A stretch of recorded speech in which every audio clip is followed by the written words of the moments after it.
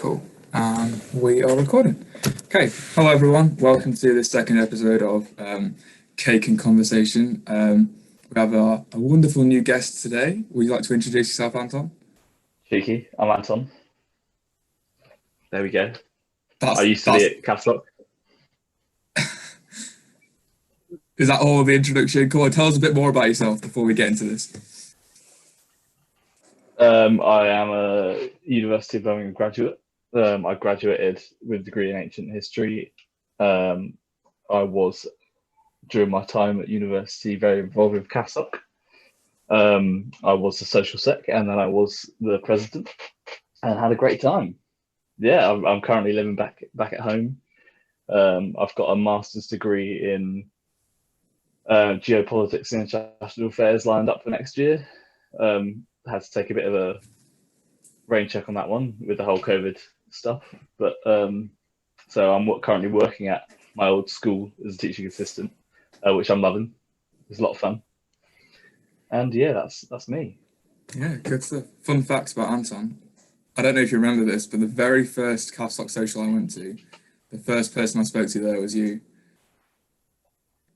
There you go. So on the first Cathsoc social I went to, I walked from the Vale. I walked with Francis to the Vale, and then when we were there, when we actually went to the little bar in Newman House, you were the first person that came over and spoke to me, and I was like, "Oh, that's nice." Obviously, everyone knew me as fulfilling my duties. Nisha's brother back then, but you know, Nisha's brother. That's what I mean, when I joined, my older sister was there as well, and so when I was in first year, I was known as Lizzie's brother because she was there before me. So it's funny how these things work out. That is me. It's still me because we're doing huge degrees. So she's still here. I'm still here. Yeah, always just gonna be Nisha's little brother. It's not the worst thing to be in the world. There we go. Well, so what I've decided to do for our cake and conversations is obviously, clues in the name, got myself a slice of cake from Tesco. It is, for the first time in my life, I've got a gluten-free cake, and I'm very excited to try it. That's bold. Yeah. It's a bold shout. I've got a regular size cake. It's a sponge. Homemade. Homemade, wow. Cakes are. Yeah, it's the perk of living at home, is there's a lot of cake. Did you put Baileys in it? Because I know you like doing that. I don't put Baileys in it, no. That's a shout out to my girlfriend. She puts Baileys in it all the time. Actually, she's a big fan of Baileys. I, however, just like a normal slice of cake. This one's cool. I think it's a sponge with some apricot in the middle. Very tasty. Good stuff. So what I want to talk to you about today is basically how the best ways in trying to maintain your faith throughout university, and not only maintain it, but to develop your connection with God as well. And I thought it'd be nice to ask you, because you've had a long stint in like the Cathsoc committee, and also now that you've graduated and moved on as well, I want to know what the differences are like between your faith at uni compared to your faith after uni as well. Yes, a lot to digest there. Yeah. I guess starting off with uni, that's probably the best place to start off with. Mm-hmm. In my experience, coming from having a home life where faith was very prominent, and then going to uni, I think for most people, in fact, I would say for everyone, faith is going to change at uni to some extent. I don't think there's one person who's gone to uni and who said, you know, the way I live my faith, the way I practice my faith has stayed the same. You know, for almost everyone at uni, it's their first time living away from home, living by themselves, doing everything themselves, not having their parents around. And it's a tough challenge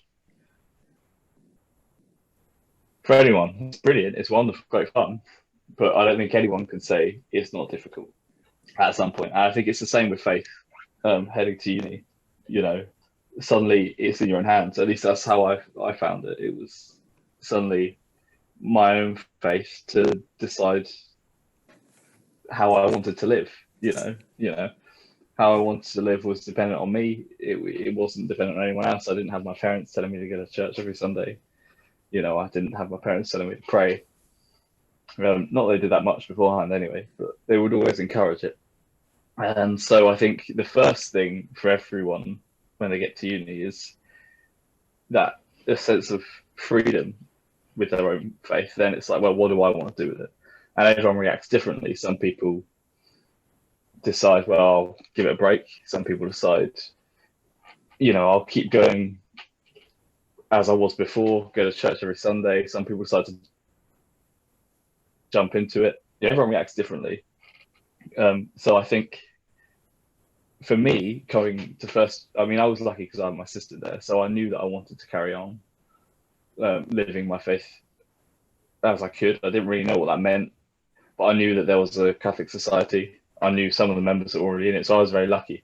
But I know lots of people who didn't know when they joined, but still found Cathsoc to be a great place to come to meet people who feel the same as you. That's one of the comforts of first year, is meeting people who do the same thing, meeting people on the same course as you, meeting people who have the same faith as you, because everything's so new. For me, when I first came, like the main reasons why I even chose Birmingham in the first place was, number one, because my sister was here, and number two, because she told me so many great things about the Cathsoc as well. So, like, it was really good having a Catholic site to go to, because it was very similar to like the youth group that I was so used to going to back home. But I don't know about you, but I felt it was quite hard for me, because my main friendship group back home in Preston was like a group of Catholics, and the people who I like spent a lot of time with were all Catholics as well. Whereas when I came to uni, my main group of friends were people who were of varying different religions, or sort of just atheist, and like, because it was hard for me straight off the bat to make good friends at Cathsoc, only seeing them like once or twice a week. Whereas when you're meeting people in the same degree as you, you're seeing them every day, so obviously you're going to become close to them. So I found it was quite difficult at the start to almost defend my faith in a way, because I'd been so comfortable in my faith and in my belief that when people started asking me questions, I didn't really have an answer, because I didn't know how to answer to someone who wasn't a Catholic. Right. And like, I think that's where not only it's me, hard, but right? a lot of people who are, I'm quite close friends with, have said the same thing, that they found it hard to answer to people who aren't Catholics, because it's hard to answer a lot of questions in a like secular way almost, and it's quite a drastic change. And it switches people off. Yeah, it does. Yeah, it switches people off, because they've not been, for some reason or another, and I know people who've done degrees in Catholic formation and have written essays about, the way the church, especially in our country, works, hasn't been doing a great job of forming young people in their faith. So when you come to places like uni, you're ended up speaking to people who have no idea what you're talking about when you talk about religion, and then are asking you questions that you just don't know how to answer. And I was in the same boat, totally, 100%. I didn't know how to answer these questions, but you don't want to start a confrontation with people. You don't want to go to people and be like, well, actually, no, I disagree with you in Freshers Week. You don't want to show up to you and be like, for sure. Well, this is what I believe. I'm here to save you all.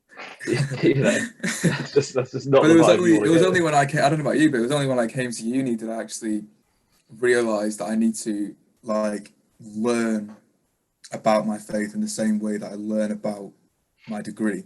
Like, I need to read some books on it. I need to watch videos, and I need to understand what I believe in. Because up until then, it was like a blind faith that I like there's no difference in like the amount of faith that I had. It was just like a change in the way that I believed, because when people were asking me questions and I couldn't answer, my first response wasn't, oh, I can't answer, therefore what I believe in is wrong. Is, okay, this is a hole in my religion, a hole in my faith that I need to go and fill. I need to go and understand why we believe this certain thing. And that's where I found a lot of comfort in Cathsoc, because I remember in first year when we did our men's group sessions, we used to meet in Costa, and there's only a few of us, there's about 6 of us, and we'd talk about these little things, and it was really helpful to have a group of people, albeit only 4, 5, 6, that were on the same page as you, and you're like, okay, to quote, what's his name? George Orwell, sanity is not statistical. So that's what I got from it. Yeah. I think you're right, because uni is a hub of reason, as it were. It's a hub of learning. It's a hub of intellect. But just like Thomas Aquinas says, faith and reason go hand in hand. And to approach faith without reason means that you're never really, blind faith is never going to lead you anywhere.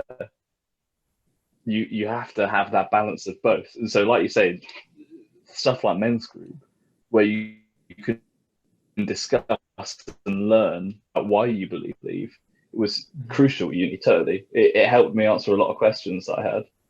I mean, I was used to growing up being in groups of friends and the same thing as I believe.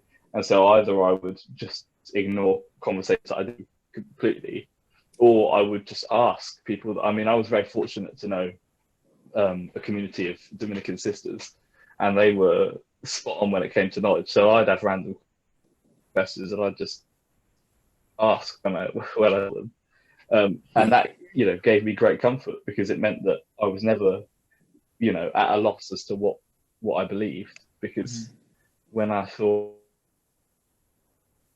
oh, I think he's frozen. Anton, oh no, come back. Okay. Right, so it seems like he's gone, but until he comes back, yeah, to carry on from what Anton was saying, I was very fortunate growing up as well, because I had a wonderful youth group in my parish, and a lot of my close friends went to the same youth group. So every week after high school or sixth form or anything, I always had that reliable youth group on the end of the week on a Sunday evening to go back into sorry, just a bit distracted trying to see where Anton is. Yeah, so I had this wonderful youth group at the end of the week, which helped me to not realize, but it was just really nice to know that there are fellow young Catholics in the world as well, who are always with you, who are always there to support you in your faith. And the great thing about Cathsoc at Birmingham is that we have that same mentality, in that once your whole busy week has gone by, on a Sunday evening, you dedicate that time to hanging out with your Catholic friends. You have Mass, and then we have, sometimes we have prayer or a social, and a social doesn't necessarily always have to be faith-based, but it is nice to know that you're surrounded by people who share the same beliefs of you, the same morals, all of that. So just trying to see where Anton is. Okay, he's joining. Okay, there we go. He's back now. We're back? Right, you're back. I am back. So my next... I don't know what's happening, but I'm back. Okay, you're back. My next question to you is, what would you recommend someone does at uni when they're struggling with their faith? Good question. My first go-to would be find people who are of a like mind. Find your Cathsoc, because there will be people there who are feeling the same way. Because that's always a great comfort. And also, just know and be comforted in the knowledge that even if you have questions, they can be answered. Going around thinking I've got questions, but I don't know what the answers are, and having all that doubt is such an awful place to be. But just being, and I've found that and this is where kind of that faith and reason come into play, together. I know that my faith is put in reason, even though I don't know everything yet. My faith leads me to believe that there is an answer. There is always going to be an answer. So I've always been really happy with just saying, right, I don't know the answer, but there will be one. There's not going to be a question that the church just says, yeah, we don't know. We don't know about that one. you know. And so if you look for the answer, you will always find it. There's always going to be the answer that you're looking for there. So I think be reassured that there will be an answer, even if someone poses you with a question that you're thinking, oh, I've got no clue. That strikes at the heart of what I believe and makes you question everything. Just hang on in there. You know, there will be an answer. You've just got to go look for it. But when you say look for it, you've got to look for it in the right places as well.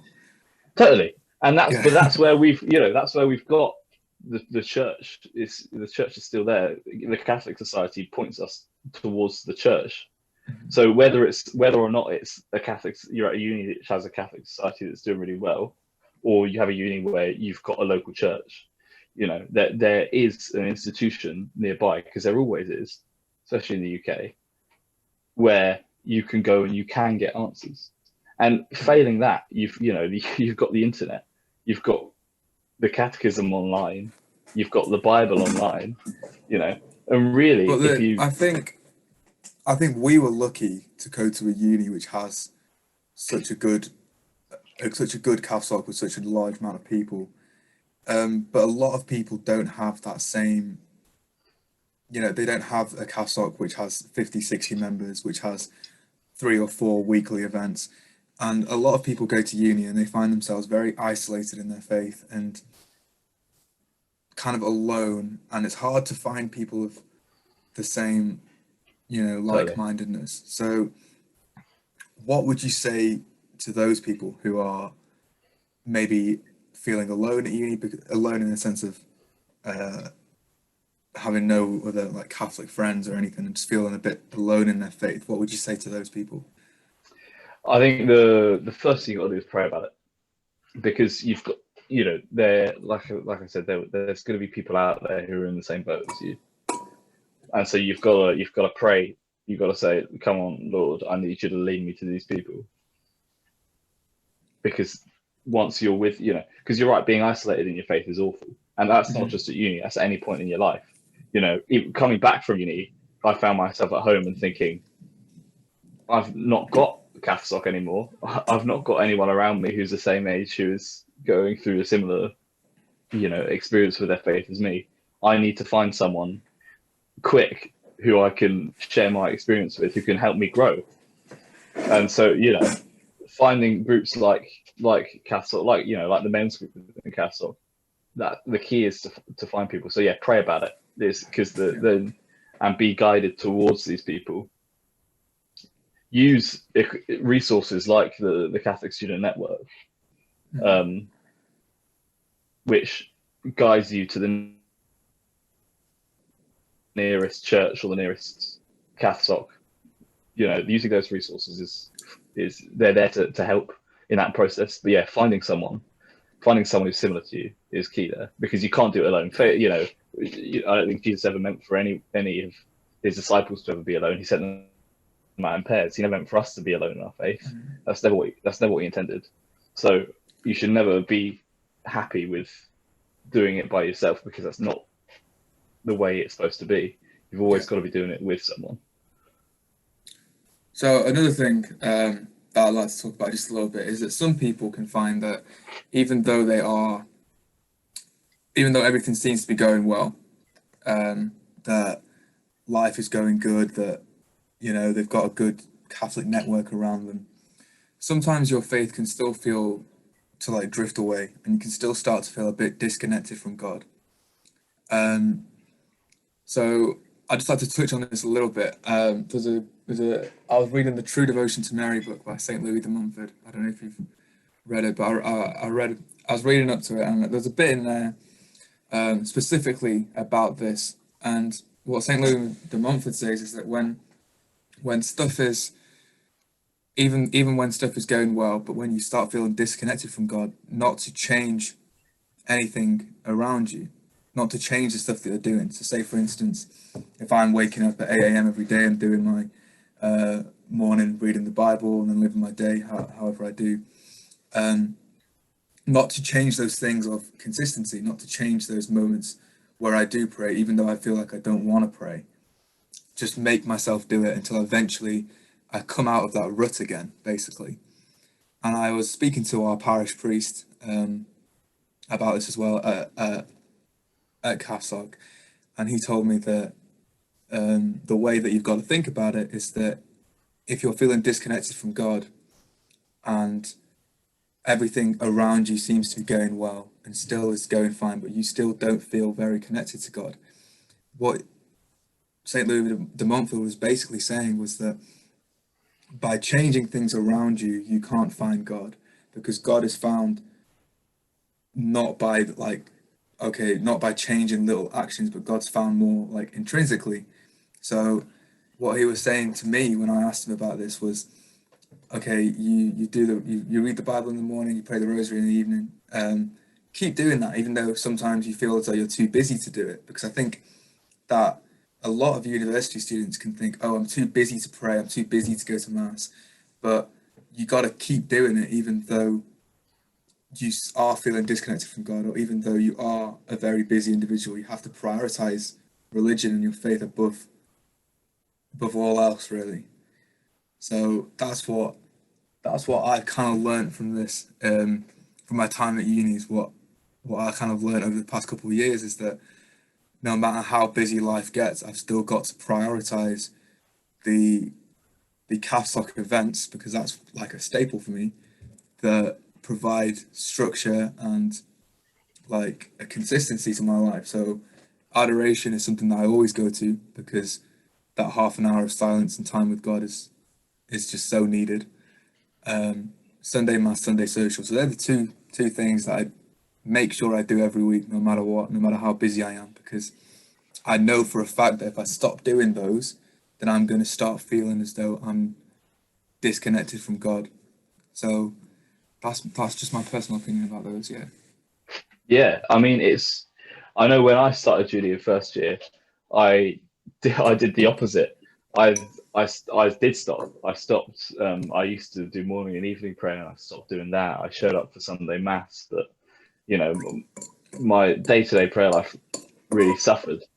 And you're totally right, because you start to feel like I can do everything in my own strength, and I can sustain myself.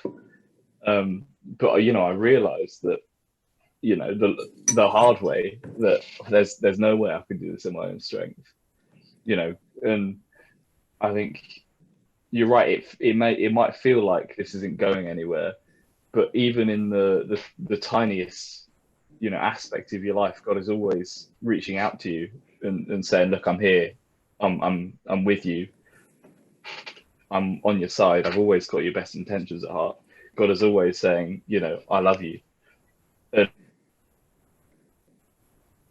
even when you don't feel it, sometimes those are the times when actually he's loving you the most, and he's saying, I know this is really tough for you right now, but hang on in there, because the rewards are so great, I'm still here for you. So I definitely found out the hard way, that changing it up and deciding not to doesn't really get you anywhere.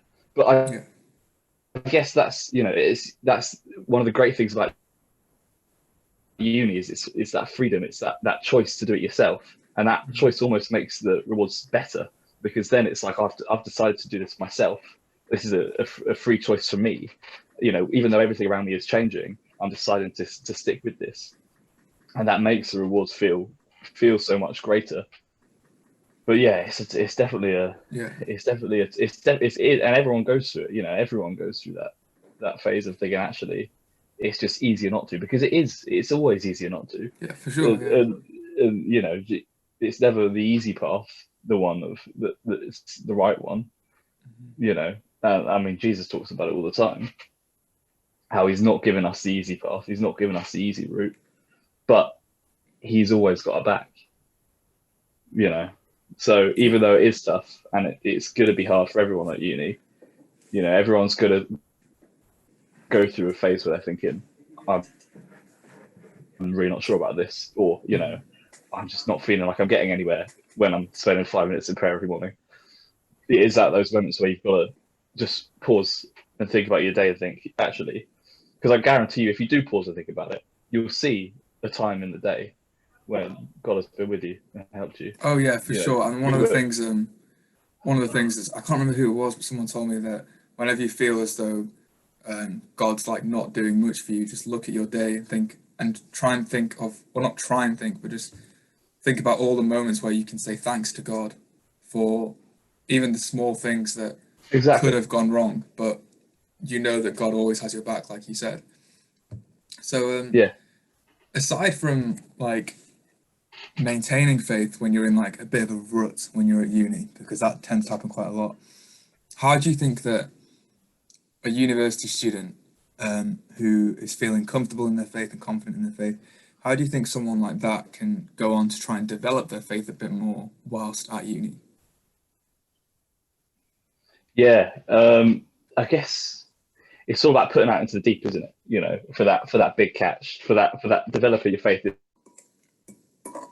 It's all about pushing yourself to where you don't want to be. You know, faith isn't about being comfortable. It's not about being in a place where you feel like you're happy to stay. You know, as with any relationship, it's always moving forward. And faith is just your relationship with God.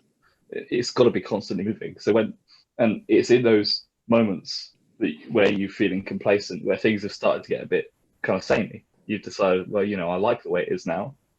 I don't really want to change. But God's always inviting you to change, to go the extra mile. Mm-hmm. There's never a point where God's like, actually, you love me enough now. We can stay in this situation. I'm chill with For it. No, sure, he's yeah, for always sure. wanting more of you. He wants all of you. You know, there's never been a saint that's found themselves in a situation where they say, I'm good now. I've reached the perfect level. You know, it just doesn't. It's that's not what we're about. And that's part of why it's so hard, isn't it? Because Yeah. he's always asking us to change, So, and he's always asking us to give more. But you know, he's always there backing us up as well. He's always the one to pick us up when we fall.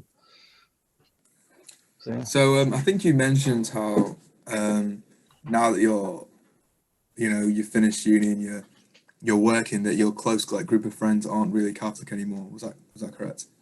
Yeah, well, I mean, Yeah, also before uni, my close group of yeah. friends weren't Catholic, So so how has that differed? How has your daily life changed as a result of that, or has it well, changed at all? it's made me, it's made me ask more questions. It's made me look for more answers. Hmm. You know, it's made me read more because I don't want to be in a situation where I don't have the answer for a question. It's also made me learn how to debate more. You know, learn how to, because it's so easy. You know, we get so attached to to our what we believe to be true. You know, it's the same with everything in society today. People are so attached to their, this is even beside from faith. I mean, faith is a separate thing, but they get so attached to it that they believe that if they're in an argument and they lose that argument, they lose some of themselves. It becomes like a fight for existence, because you attach some of yourself to your own argument, to the point where you can't just step back and say, actually, you know, I'm more than just this argument that I'm having with my mate. I don't have to win this at all costs. So I Yeah, think it's really important to be able to step back and say, you know, I'm arguing this with my friend. Well, I'm not even arguing. I'm having a discussion because I want people to come to know the truth, because I believe that I've got some tiny slice of the truth I want to share with them, and then go from there, instead of thinking I've got to defend this, you know, at all costs and I destroy think this like relationship.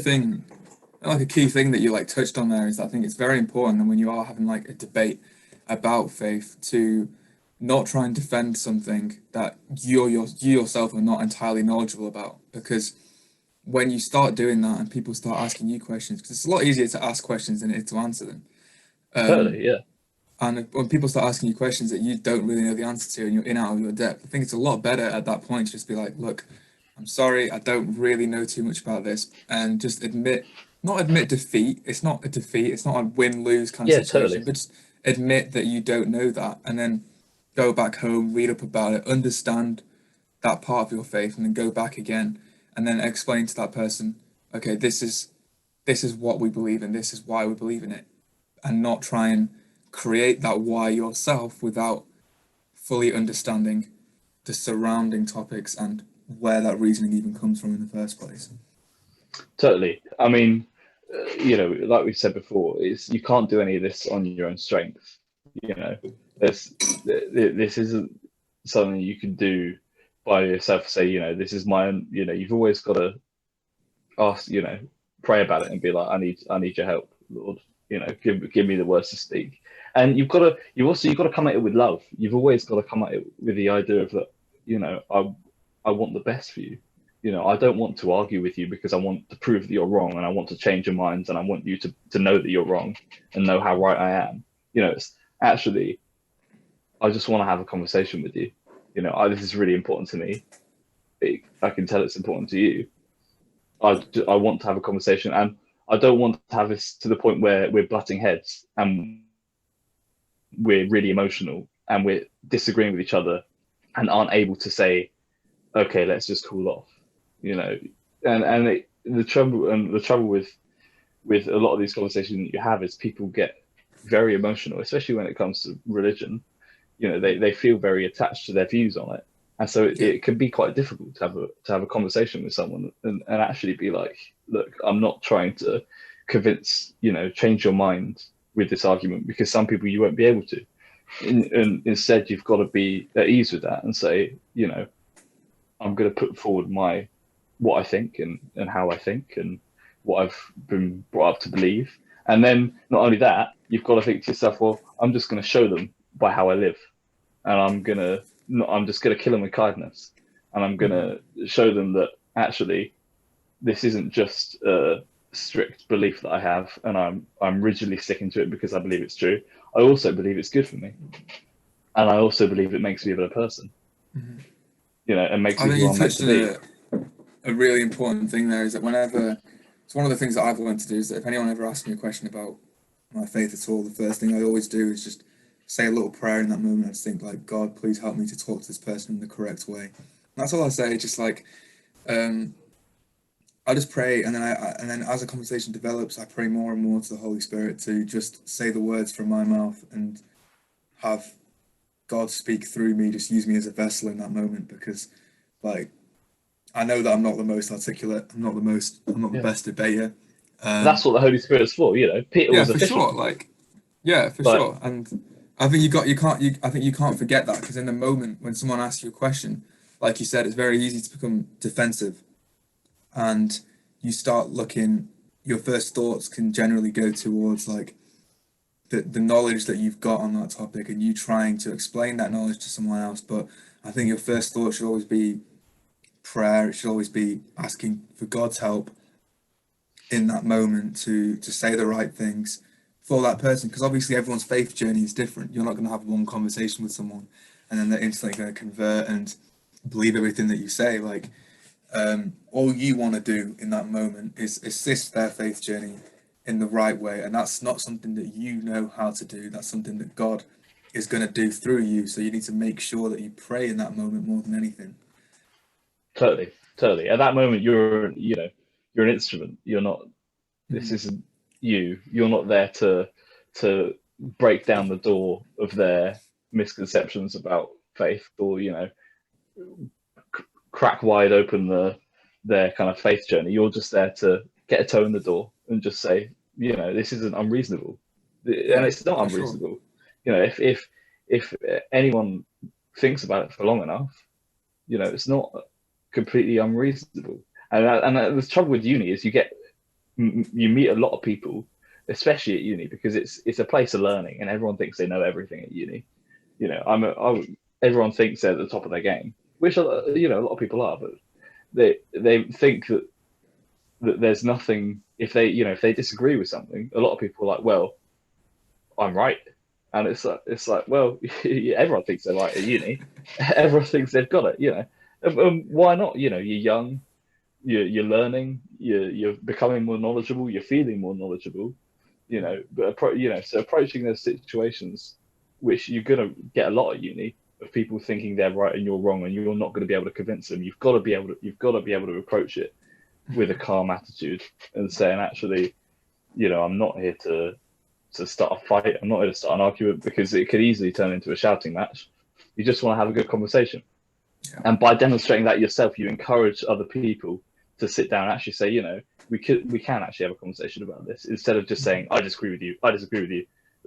You can say, no, let's sit down, let's talk about it, you know, as intellectuals, if anything, even not, you know, if not as friends, let's have a proper discussion, because that's what we're here, you know, especially at uni. That's what you're here for. You're here to learn. You're here to broaden your mind. You don't want to keep hearing, you know, a positive feedback loop of your own opinions. You want to hear what other people have to say. But how can you do that if you're not going to be open to disagreements and people who think differently from you?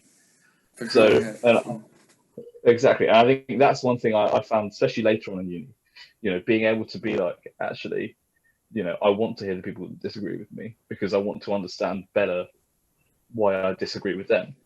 And the only way I can do that is if I go into situations and not being like, oh, they're wrong, you know, so I'm just going to shut up and not listen to them. You know, their arguments are flawed and I know it. You've got to go up into things with an open mind. I think everyone at uni can benefit from doing that a bit more, especially nowadays. Everyone's very close-minded. For sure. So you said earlier on, just before we finished, you said earlier on that you started reading a fair few books on faith in an attempt to develop your faith and also understand more about it. Could you just tell us what they are? So if anyone wants to have a read, they can. A really good book that I got as a gift from my mum was what was it called? It was called Vibrant Paradoxes by Bishop Robert Barron, and it's just a series of essays about the paradoxes that we seem to come across in faith and in the church. And I found that great at uni, because it was answering questions that I was getting on the daily, you know, about faith and church and God and my belief and all the controversial issues that you find difficult. This book was dedicated to short essays about, well, this is what the church says, you know, and this is why sometimes paradoxes are so great, and the duality of faith and reason is so important, because it's, you know, so there are questions that we can't answer, and there are things that we don't know, and sometimes things do seem paradoxical, but that's the beauty of faith, and that's the beauty of reason coming together. So that was a great book. Try to think of another one. Well, I'll say one then. So what I said before was this one, which I've got right here. It's True Devotion to Mary by St Louis de Montfort. So this is a great book with a lot of moments where it tells you how to pray. So there's a particular bit which I'm just about to start doing, external practices part of the book, which is 3 weeks of prayer with guided prayer throughout all of it, and it's very, very helpful, because the first part of it is largely reflective, and as you read it, you read it and you have to read like almost a paragraph at a time, if not less than that, because every time you read a bit of it, I sit there for about 5 or 10 minutes and just think about how that relates to me, and I think that's a very necessary thing to do, especially as you grow older and you start learning more about the faith. You need to start reflecting more about how you are living your life and whether or not it's in accordance with what God wants. And it's great to read what these saints have written, because obviously they were very, very close to God, and in this case Mary, and yes, it's really helpful. Another one that I've got, which I highly recommend, is the Discernment of Spirits. So I believe this was initially written by St Ignatius of Loyola, but this is a copy now that I've got, and it was expanded upon by an American priest called Timothy Gallagher. And I think earlier I said about how to maintain faith when you're in a rut, and I said St Louis de Montfort. I meant to say St Ignatius. I think it's in this book instead of that one.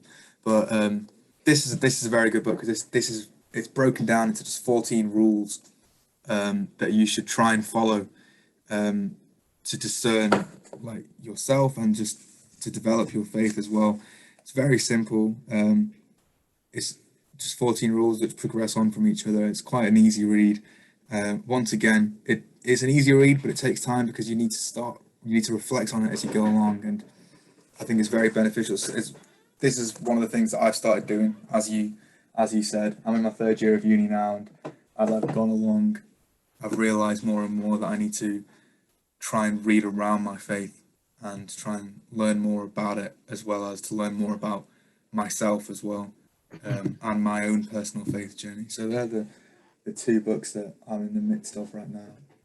So Yeah, I think it's really important to stick to the scriptures as well. I think it's so easy to get lost in kind of your own head and your own thoughts, for sure.